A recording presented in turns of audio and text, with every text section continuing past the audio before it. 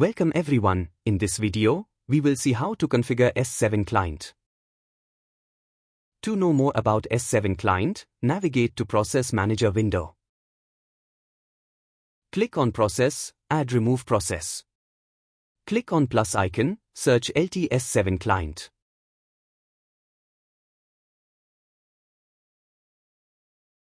Click on Open. Click on Save and Close. Right-click on selected process and click on Restart the selected process. Now, navigate to IDE window. Go to System, Driver, S7 Client. Under Select Device tab, you can use plus button to create a device. You will be given a facility to create device or select already existing name using drop-down or deleting the configuration using minus button. For redundant device, you can configure Enable Disable Redundant PLC configuration of the device using the checkbox.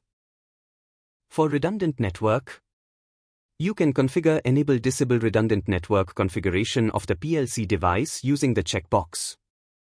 Under Connection tab, for the primary network, you can configure IP address of the S7 PLC device. You can also configure rack number and slot number of the S7 PLC device. You can configure Enable Disable Primary Network of the PLC device using the checkbox.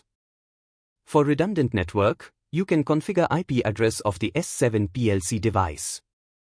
You can also configure rack number and slot number of the S7 PLC device. You can configure Enable Disable Redundant Network configuration of the PLC device using the checkbox.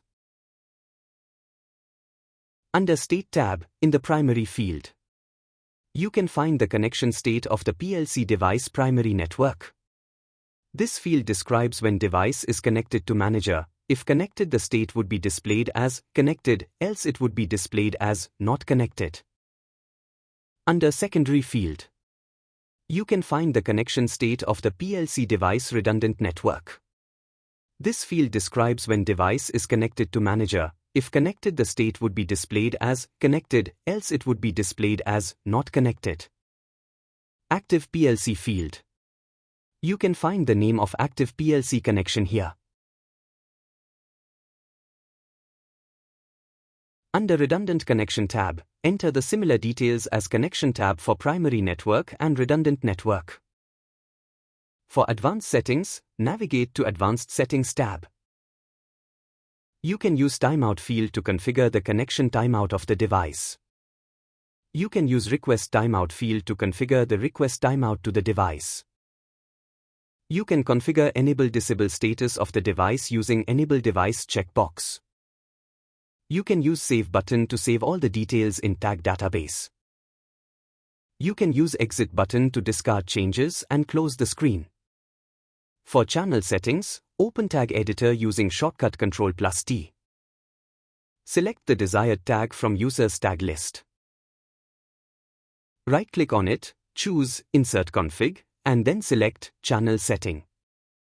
Select the driver type as S7 client from drop-down. Navigate to Channel Settings tab. The channel identification is specified in the reference string as device_name.pollingmode.driver instance. You can use driver instance field to enter the driver number of the S7 client. Under Device Details field, you can view all created devices in this field. You can use this to select the desired device configured in Device Configuration screen. You can view all supported S7 address in Address field. The default value is bool marker, my.z. You can use Y field to enter byte address and Z field to enter bit address. You can view the direction of communication in Telegram Direction field. The default value is read. You can view the mode of communication in Mode field. The default value is polling. By default, polling time is 1 second. You can enable-disable the Enable checkbox using Enable field. This will result in enabling disabling of the tag from list of tags available for communication. You can use Save button to save all the details in the tag database. You can use exit button to discard changes made and close the screen. That's all about S7 client configuration. Thank you for watching.